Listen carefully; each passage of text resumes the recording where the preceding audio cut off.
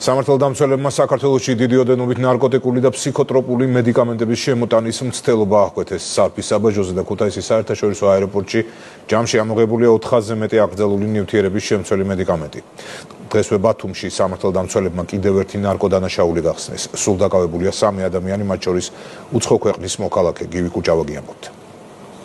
Ამ კადრებში ჩანს თუ როგორ აღმოაჩინეს ჯემალ ქათამაძის ავტომობილში მოწყობილ სპეციალურ სამალავში 257 აბის სუბოქსინი. ის პოლიციამ სარფის საბაჟო გამშვებ პუნქტზე მაშინ დააკავა, როცა ქვეყანაში ნარკოტიკული საშუალების შემოტანას ცდილობდა. შინაგან საქმეთა სამინისტროს თანამშრომლებმა შემოსავლების სამსახურთან კოორდინაციით ქვეყანაში განსაკუთრებით დიდი ოდენობით ნარკოტიკული საშუალების შემოტანის კიდევ ერთი ფაქტი აღკვეთეს.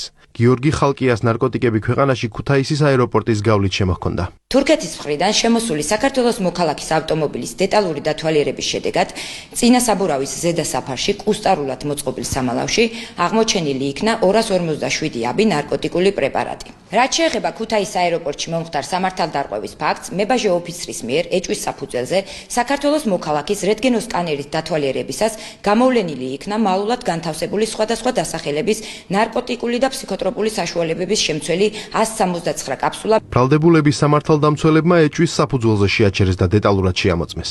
დაკავებულებს განსაკუთრებით დიდი ოდენობით პრეგაბალინის სუბოქსინი, ფსიქოტროპული ნივთიერება დიაზეპამი და სხვა ნარკოტიკული საშუალებები აღმოაჩნდათ. ბრალდებულების პირადი და ხელბარგის შემოწმებისას განსაკუთრებით დიდი ოდენობით სხვადასხვა სახის ნარკოტიკული საშუალება და ფსიქოტროპული ნივთიერება ამოიღეს. ასევე ერთ-ერთი ბრალდებულის მართვის ქვეშ არსებული ავტომობილის დეტალური დათვალიერებისას სპეციალური სკანერის საშუალებით აღმოჩენილია მალულად მოთავსებული 257 აბის სუბოქსინი.